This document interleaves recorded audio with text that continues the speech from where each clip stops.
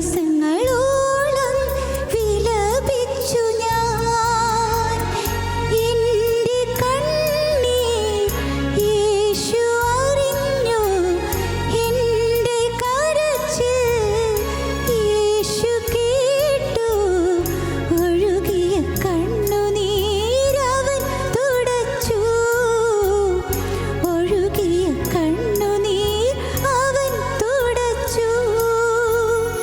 ഞാനൊന്നു കരയുമ്പോൾ കൂടി കരയുന്ന, ഞാനൊന്നു തളരുമ്പോൾ കൂടി അണയുന്ന നല്ലൊരു സ്നേഹിതൻ യേശുവല്ലോ, നല്ലൊരു രക്ഷകൻ യേശുവല്ലോ.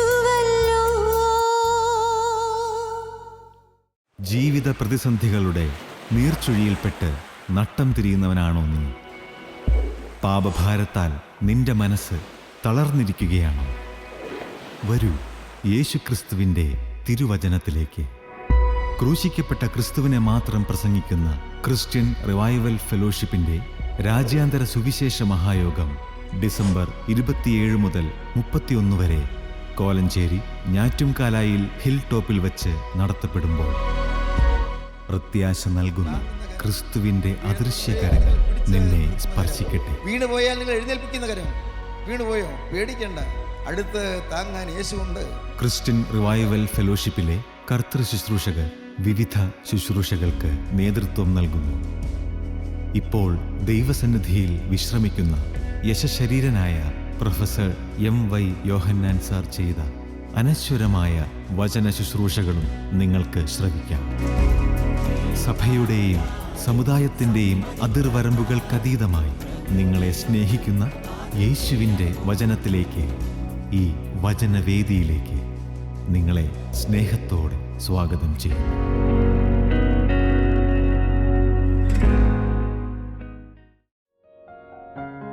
ഞങ്ങളും ക്രൂശിക്കപ്പെട്ട ക്രിസ്തുവിനെ പ്രസംഗിക്കുന്നു. ദൈവത്തിന് സ്തോത്രം. ഉൽപ്പത്തി പുസ്തകം 4-ാം അധ്യായം 5-ാം വാക്യം നമുക്ക് വായിക്കാം. ആദ്യത്തെ പുസ്തകമാണ് വേദപുസ്തകത്തിൽ. 66 പുസ്തകമുള്ളതിൽ 1-ാമത്തെ പുസ്തകമാണ് ഉൽപ്പത്തി പുസ്തകം. അതിൻ്റെ 4-ാം അധ്യായത്തിൻ്റെ 5-ാം വാക്യമാണ് നമ്മുടെ ചിന്താവിഷയം. കയീന് ഏറ്റവും കോപമുണ്ടായി, അവൻ്റെ മുഖം വാടി. കയീന് ഏറ്റവും കോപമുണ്ടായി, അവൻ്റെ മുഖം വാടി. വേദപുസ്തകം ആദ്യമായിട്ട് നാം വായിച്ചു തുടങ്ങുമ്പോൾ നമുക്ക് പരിചയപ്പെടാൻ സാധിക്കുന്നൊരു കുടുംബമുണ്ട്, ആദാമിൻ്റെ കുടുംബം. ദൈവം തൻ്റെ സ്വരൂപത്തിലും സാദൃശ്യത്തിലും ആദാമിനെ സൃഷ്ടിച്ചു. ആദാം മുതൽ ഇങ്ങോട്ട് മനുഷ്യജാതി കോടാനകോടികളായി പെരുകി. എത്രയോ ദേശങ്ങളിൽ, എത്രയോ സ്ഥലങ്ങളിൽ മനുഷ്യൻ ഇന്ന് പ്രവർത്തിക്കുന്നു, ജീവിക്കുന്നു. അതിൻ്റെ ആരംഭം, അതിൻ്റെ ഉത്ഭവം ആദാം മുതലാണ് ഈ മനുഷ്യജാതിയുടെ മുന്നോട്ടുള്ള ഗതി, മുന്നോട്ടുള്ള വരവ്. ആദാമിൻ്റെ കുടുംബം അതൊരു സ്വർഗീയ കുടുംബമായിരുന്നു. സന്തോഷത്തികവുള്ള ഒരു കുടുംബമായിരുന്നു, സമാധാനമുള്ളൊരു കുടുംബമായിരുന്നു. ആദാമും ഹവ്വായും ഒരുമിച്ച് സന്തോഷിച്ച് കഴിഞ്ഞതായ അനുഗ്രഹത്തിൻ്റെ ഒരു കുടുംബം. അവിടെ ഒരു ഐശ്വര്യം നിന്നിരുന്നു. ഏദൻ തോട്ടത്തിൻ്റെ സൗഭാഗ്യം മുഴുവൻ അവർക്ക് അനുഭവിക്കാൻ ദൈവം കരുണ കൊടുത്തിരുന്നു. എന്നാൽ ആ ദൈവം കൊടുത്ത അനുഗ്രഹങ്ങളെല്ലാം ആദിമ മനുഷ്യൻ നഷ്ടപ്പെടുത്തി. ദൈവം തൻ്റെ സ്വരൂപത്തിലും സാദൃശ്യത്തിലുമാണ് മനുഷ്യനെ സൃഷ്ടിച്ചത്. സ്വരൂപത്തിലും സാദൃശ്യത്തിലും ദൈവം സൃഷ്ടിച്ചു എന്ന് പറഞ്ഞാൽ ദൈവത്തിൻ്റെ അതേ സ്വഭാവം, ദൈവത്തിൻ്റെ അതേ സ്വരൂപം, ദൈവത്തിൻ്റെ അതേ സാദൃശ്യം, ദൈവത്തിൻ്റെ അതേ ആകൃതിയിൽ എന്ന് പറഞ്ഞാൽ ദൈവത്തിന് ആകൃതിയില്ല. പക്ഷേ മനുഷ്യന് ദൈവത്തിൻ്റെ അതേ പ്രകൃതിയിൽ, ആ നേച്ചറിൽ, ആ സ്വഭാവത്തിൽ ദൈവം മനുഷ്യനെ സൃഷ്ടിച്ചു. എന്നാൽ ദൈവത്തിൻ്റെ ശത്രുവായ സാത്താൻ എങ്ങനെയും ദൈവത്തെ ഉപദ്രവിക്കണമെന്ന് തീരുമാനിച്ചു. ദൈവത്തെ ഉപദ്രവിക്കാൻ സാത്താൻ കണ്ട മാർഗം ദൈവത്തിൻ്റെ മോഹന സൃഷ്ടിയെ നശിപ്പിക്കുക എന്നുള്ളതാണ്. ദൈവത്തിൻ്റെ മോഹന സൃഷ്ടിയായ മനുഷ്യനെ നശിപ്പിച്ചു കളഞ്ഞാൽ ദൈവം ദുഃഖിക്കും, ദൈവത്തിന് തീരാ വേദനയായിരിക്കും. അതുകൊണ്ട് സാത്താൻ, ദൈവത്തിൻ്റെ ശത്രുവായ സാത്താൻ ദൈവത്തിൻ്റെ മകനെ നശിപ്പിക്കാൻ തീരുമാനിച്ചു. മകൻ നഷ്ടപ്പെട്ടാൽ ഞാൻ മരിച്ചാലും എൻ്റെ മോൻ മരിക്കരുതെന്ന് ആഗ്രഹിക്കുന്നതാണല്ലോ മാതാപിതാക്കളുടെ സ്നേഹത്തിൻ്റെ സ്വഭാവം. മകൻ നഷ്ടപ്പെട്ടാൽ തക്ക പ്രതികാരം ചെയ്യുകയാണ് എന്ന് നല്ല ബോധ്യമുള്ള സാത്താൻ അതിനെ ഒരുമ്പെട്ടു. ദൈവത്തിൻ്റെ തനിസ്വരൂപമായ ആദാമിനെയും ഹവ്വായെയും സാത്താൻ അങ്ങനെ വഞ്ചിച്ചു, നശിപ്പിച്ചു.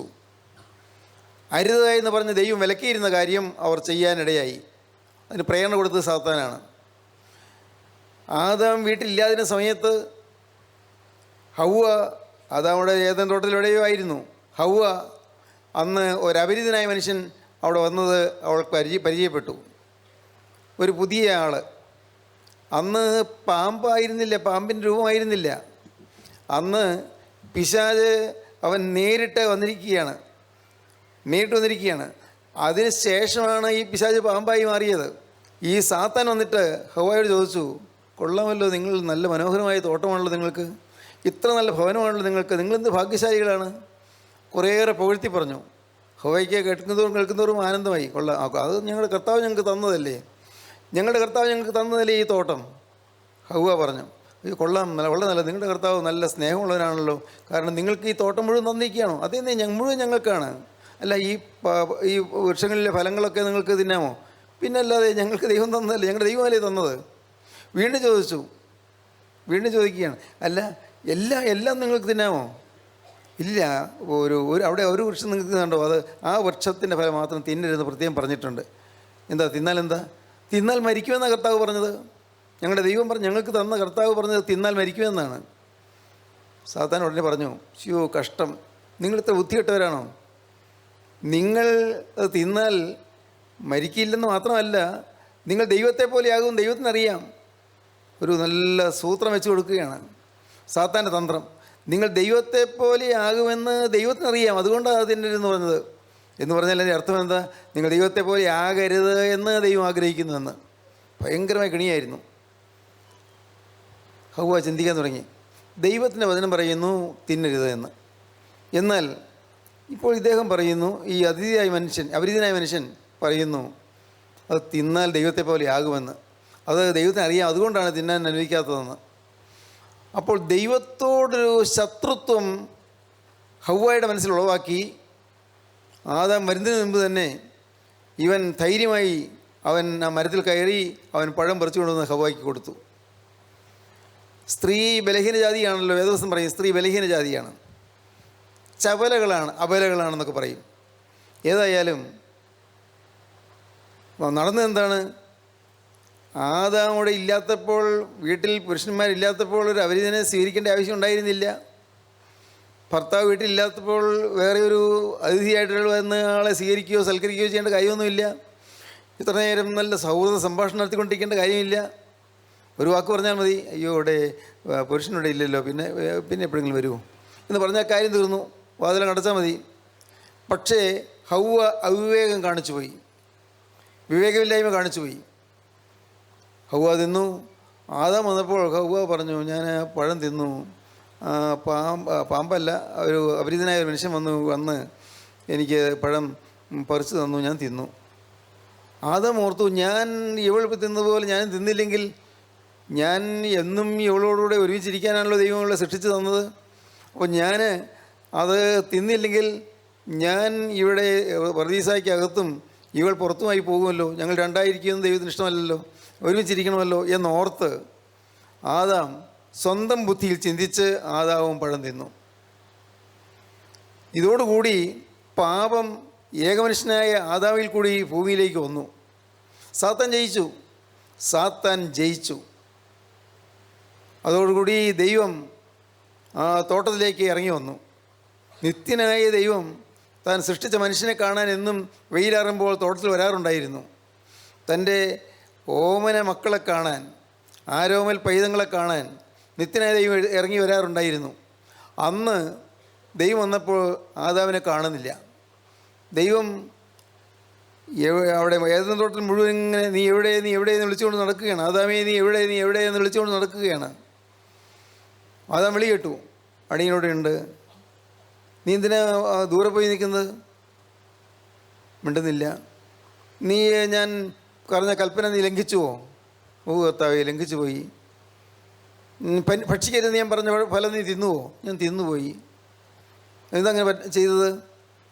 കർത്താവേ, ഞാൻ അങ്ങനെ ആ ഫലം തിന്നുപോയി എൻ്റെ ഭാര്യ ഹൗവ തന്നു, ഞാൻ തിന്നില്ലെങ്കിൽ ഞാനും അവൾ ഒരിടത്തായി പോകുമല്ലോ എന്നോർത്ത്, പുറത്തേക്ക് പോകേണ്ടി വരുമല്ലോ എന്നോർത്ത് ഞാനും തിന്നുപോയി.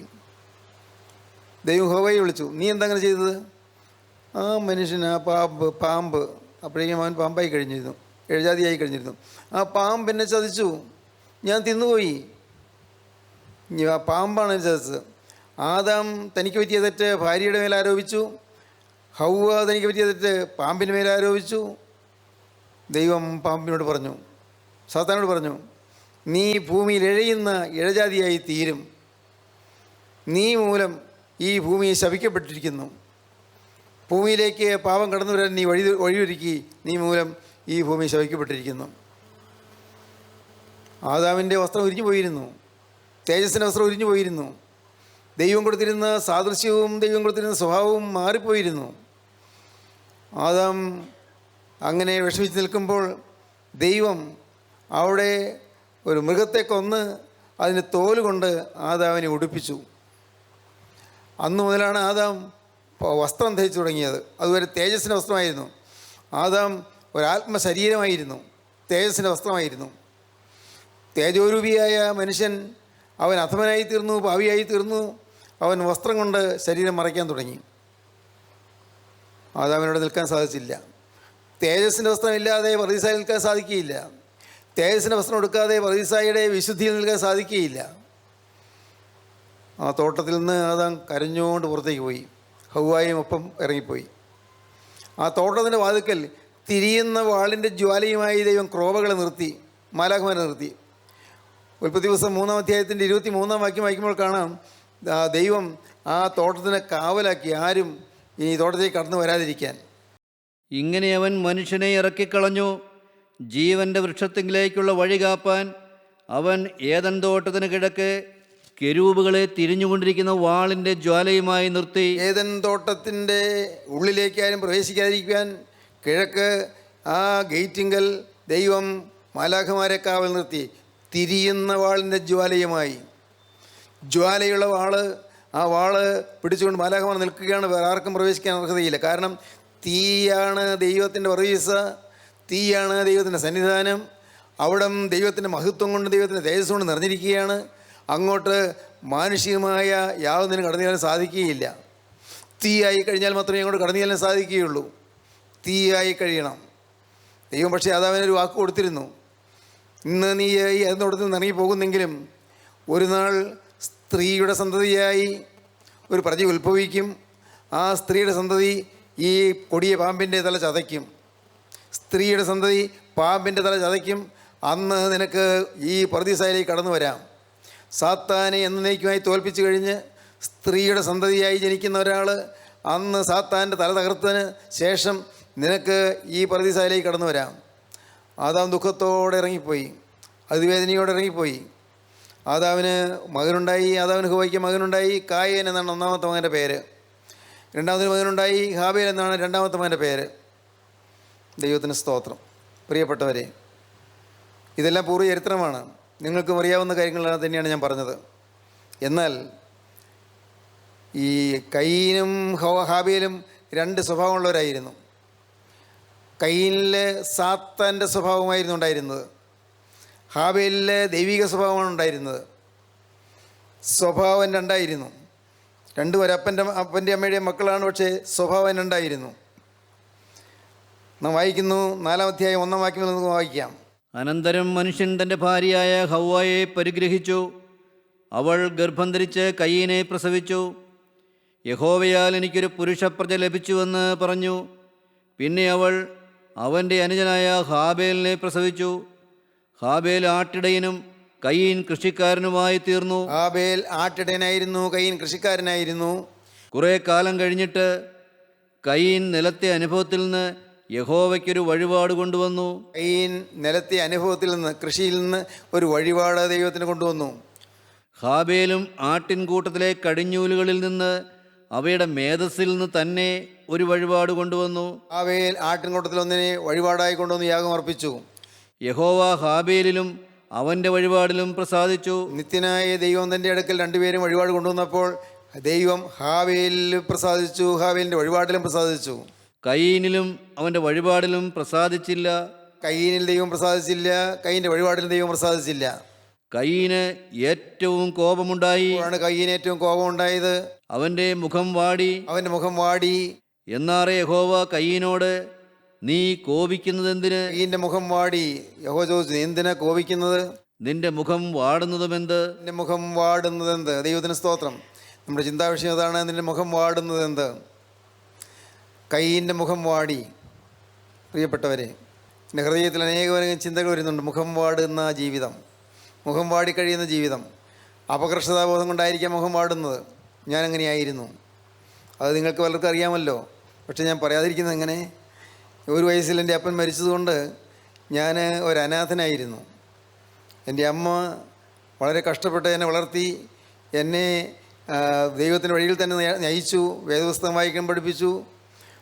വചനം വായിക്കണമെന്ന് മാത്രമല്ല, പ്രാർത്ഥിക്കണമെന്ന് മാത്രമല്ല, പള്ളിയിൽ കൃത്യമായി പോകണമെന്ന് പറഞ്ഞു. അങ്ങനെ നല്ല ചിട്ടയായി എന്നെ വളർത്തി. പക്ഷേ അമ്മയും കരഞ്ഞുകൊണ്ടിരുന്നു. 30-ാമത്തെ വയസ്സിൽ വിധവയായ എൻ്റെ പാവം അമ്മ വളരെ വളരെ കരഞ്ഞ് തളർന്നു. അമ്മ നെഞ്ചത്തിരിച്ച് കരയുന്നത് ഞാൻ കണ്ടിട്ടുണ്ട്. ഞാനും കരയും, എൻ്റെ പെങ്ങളും കരയും. ഞങ്ങൾ 3 പേരെ വീട്ടിലുള്ളൂ അന്ന്. പ്രിയപ്പെട്ടവരെ, എൻ്റെ അപ്പൻ മരിച്ചതിൻ്റെ അടുത്ത വർഷം എൻ്റെ ചേട്ടൻ മരിച്ചു. ചേട്ടന് 13 വയസ്സായിരുന്നു. അമ്മ ഞാൻ ജനിക്കുന്നതിന് മുൻപ് വേറെ 3 കുഞ്ഞുങ്ങളെ പ്രസവിച്ചിരുന്നു. ഓരോന്നും മരിച്ചു. 5 മരണം നടന്നൊരു വീട്, കണ്ണീരിൽ ആഴ്ന്നുപോയ വീട്, ദുഃഖവും ദുരിതമുള്ളൊരു വീട്. കഞ്ഞി കുടിക്കാൻ മാർഗമുണ്ടായിരുന്നു, കാരണം നെൽപ്പാടത്ത് നെൽകൃഷി ഉണ്ടായിരുന്നു. അതുകൊണ്ട് ആഹാരത്തിന് ഒട്ടും വന്നിട്ടില്ല. പക്ഷേ പൈസയ്ക്ക് മാർഗം ഉണ്ടായിരുന്നില്ല. ആണ്ടോടാണ്ട് ഞങ്ങളുടെ പറമ്പിലെല്ലാം കശുവണ്ടി ഉള്ളതുകൊണ്ട് കശുവണ്ടി ആണ്ടോടാണ്ട് വിൽക്കും, അതിൻ്റെ രൂപ കിട്ടും. പറമ്പിലെല്ലാം ധാരാളം മരങ്ങളുണ്ടായിരുന്നു, അതെല്ലാം കുരുമുളുണ്ടായിരുന്നു. അതുകൊണ്ട് അത് വിറ്റും കാര്യങ്ങൾ നടത്തിയിരുന്നു. അതേ ഉള്ളൂ വരുമാനം, വേറെ വരുമാനമൊന്നുമില്ല. പ്രിയപ്പെട്ടവരെ, ഞാൻ പറയട്ടെ, ഞാൻ കരഞ്ഞാണ് വളർന്നത്. ജീവിതത്തിൻ്റെ യാതനയേറ്റാണ് വളർന്നത്. എൻ്റെ മുഖം വാടിയ മുഖമായിരുന്നു. വടവൂർ സ്കൂളിൽ അവിടുത്തെ ഡ്രോയിങ് മാസ്റ്ററായിരുന്ന ഒരു വറീ സാറുണ്ട്. എൻ്റെ അമ്മയുടെ ചേട്ടത്തിയുടെ മകനാണ് അദ്ദേഹം. ഒരിക്കൽ എൻ്റെ ഒരു ഫോട്ടോ എടുക്കാൻ വന്നപ്പോൾ പറഞ്ഞു, എടാ നിൻ്റെ മുഖം ഫോട്ടോയ്ക്ക് പറ്റിയതല്ല, എപ്പോഴും മ്ലാനമായിരിക്കുന്ന മുഖമാണ്, നീ ചിരിച്ച് സന്തോഷമായിട്ട് നിൽക്കുമെന്ന് പറഞ്ഞു. സന്തോഷം അഭിനയിക്കാൻ എനിക്ക് കഴിഞ്ഞില്ല. എൻ്റെ മുഖം വാടിയതായിരുന്നു. മുഖം വാടിയ മുഖം. ദൈവത്തിന് സ്തോത്രം. പ്രിയപ്പെട്ടവരെ, ദുഃഖം മാത്രം തളം കെട്ടിയ ഒരു വീട്, മൂകത മുറ്റിയ ഒരു വീട്. ആരും പരസ്പരം മിണ്ടാട്ടമില്ല. വേലക്കാർ വരും, അവർ കൃഷിപ്പണികളെല്ലാം നോക്കുന്ന ആളുകളാണ്. അവർ വേലയ്ക്ക് പോകും, അവരോട് അമ്മ ചെയ്യേണ്ട കാര്യങ്ങളൊക്കെ പറയും. പക്ഷേ എൻ്റെ മുഖം വാടിയിരുന്നു, എൻ്റെ പെങ്ങളുടെ മുഖവും വാടിയിരുന്നു, അമ്മയുടെ മുഖം വാടിയിരുന്നു. എത്ര കാലം അങ്ങനെ കഴിഞ്ഞു. ദൈവത്തിന് സ്തോത്രം. കയ്യിൻ്റെ മുഖം വാടി.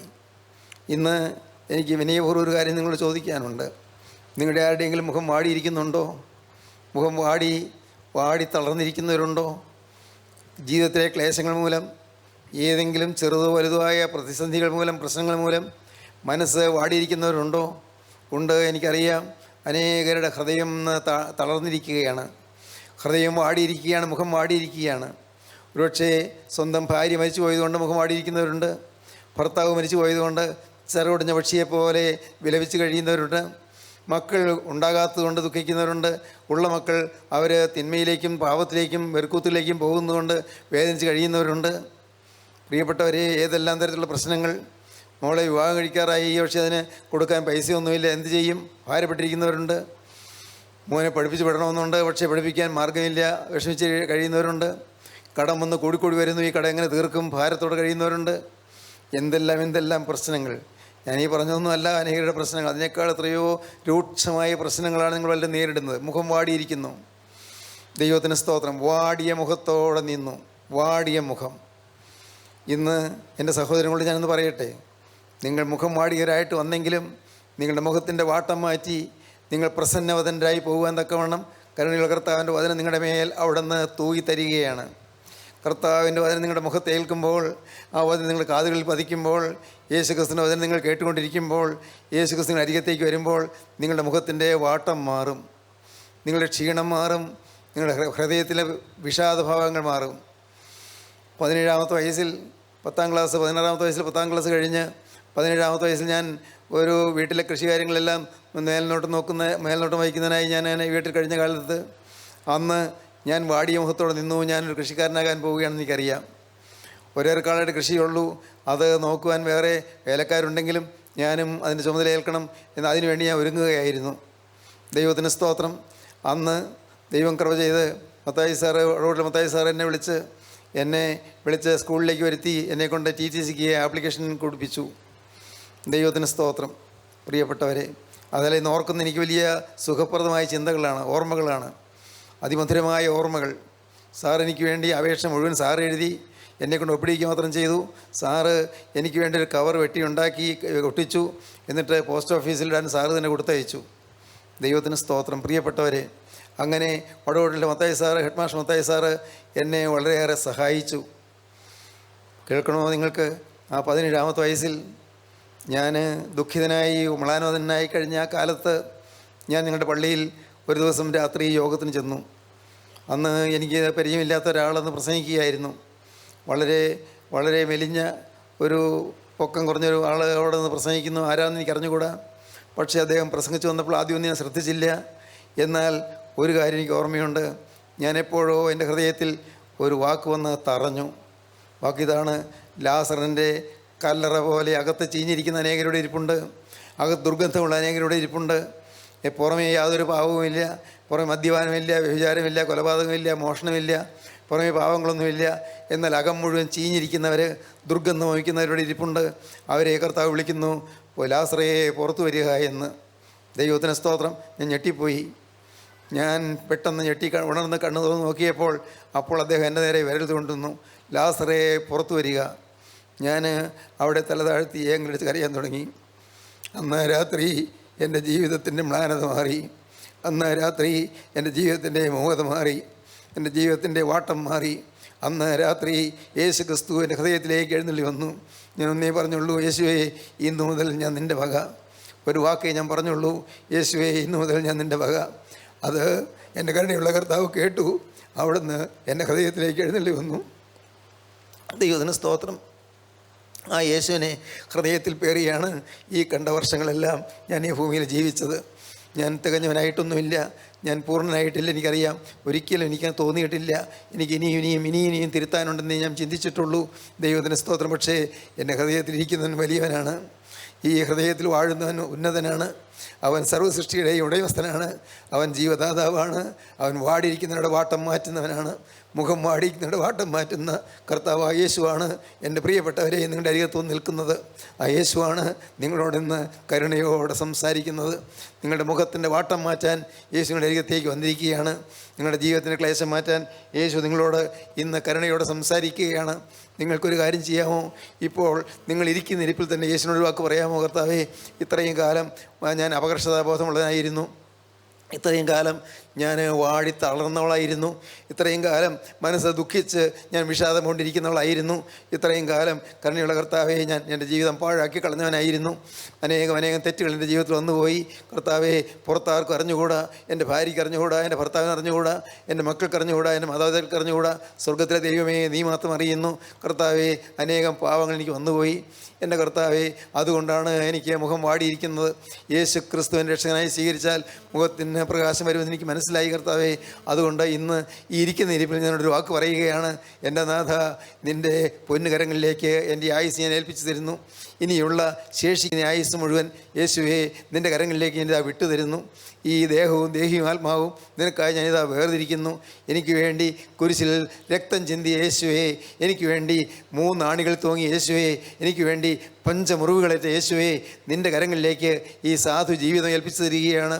ഈ നിസ്സാര ജീവിതം, പാവമയമായ ജീവിതം ഞാൻ നിൻ്റെ കരങ്ങളിലേക്ക് തരികയാണ്. ഇപ്പോൾ കർത്താവേ, നീ നിൻ്റെ തൃക്കരം നീട്ടി എൻ്റെ തലമേലൊന്ന് വെക്കണം. എൻ്റെ ശിരസിൽ നിൻ്റെ കരമൊന്ന് വെച്ച് എന്നെ ഇന്ന് അനുഗ്രഹിക്കണം. ഞാനൊരു പാവിയായ മനുഷ്യനാണ്. എനിക്ക് ന്യായം പറയാൻ ഒന്നുമില്ല, അഭിമാനിക്കാൻ എനിക്ക് ഒന്നുമില്ല. കർത്താവേ, എന്നാൽ ഇന്ന് ഒന്നൊരു കാര്യം തീരുമാനിക്കുന്നു: ഇന്നു മുതൽ ഞാൻ നിൻ്റെ വക. ഹല്ലേലൂയ. ദൈവത്തിന് സ്തോത്രം. ഇങ്ങനെ നിങ്ങൾക്കിപ്പോൾ പറയാൻ പറ്റുമെങ്കിൽ എൻ്റെ സഹോദരങ്ങളെ, ഇന്ന് കർത്താവിൻ്റെ തൃക്കരം നിങ്ങളെ തലോടും. ദൈവത്തിന് സ്തോത്രം. കർത്താവിൻ്റെ തൃക്കരം നിങ്ങളുടെ മുഖം പിടിച്ച് ഉയർത്തും. ദൈവത്തിന് സ്തോത്രം. കർത്താവിൻ്റെ തൃക്കരം നിങ്ങളെ പിടിച്ചെഴുന്നേൽപ്പിക്കും. ദൈവത്തിന് സ്തോത്രം. കർത്താവിൻ്റെ തൃക്കരം ആ തിരക്തം കൊണ്ട് നിങ്ങളുടെ പാപക്കറകളെല്ലാം കഴുകിത്തരും. ഹല്ലേലൂയ. കഴിഞ്ഞകാല പാപങ്ങളെല്ലാം കഴുകി ഒരു വിശുദ്ധ ജീവിതം നിങ്ങൾക്ക് തരും. ഒരു പുണ്യ ജീവിതം നിങ്ങൾക്ക് തരും. അനുഗ്രഹീതമായ ജീവിതം നിങ്ങൾക്ക് തരും. ഭാവി ശോഭനമാകും. പ്രിയപ്പെട്ടവരെ, അനുഗ്രഹിക്കപ്പെട്ട ഭാവി നിങ്ങൾക്ക് തരും. സ്വർഗീയ സന്തോഷം നിങ്ങൾക്ക് തരും. സ്വർഗീയ സമാധാനം നിങ്ങൾക്ക് തരും. സ്വർഗത്തിൻ്റെ ശാന്തിയിലേക്ക് നിങ്ങൾക്ക് നടന്നെടുക്കാൻ സാധിക്കും. ഇന്ന് ഈ ഭൂമിയിൽ ജീവിക്കുമ്പോൾ തന്നെ സ്വർഗീയ പൗരത്വം നിങ്ങൾക്ക് ലഭിക്കും. കാരണം സ്വർഗത്തിൻ്റെ ജീവൻ്റെ പുസ്തകത്തിൽ നിങ്ങളുടെ പേര് എഴുതി ചേർക്കും.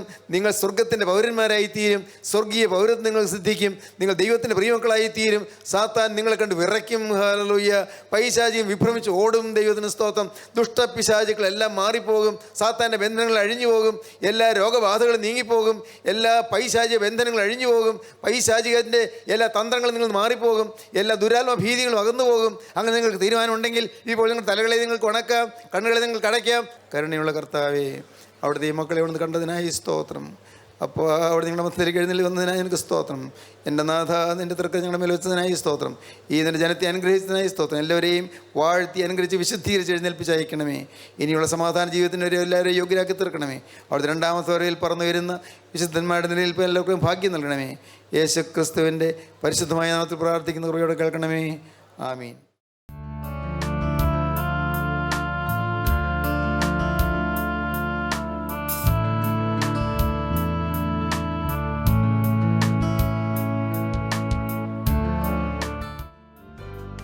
അമൃതധാര എല്ലാ ശനിയാഴ്ചയും രാവിലെ 6:30 മുതൽ 7 മണി വരെ നിങ്ങളുടെ സൂര്യ TV-യിൽ.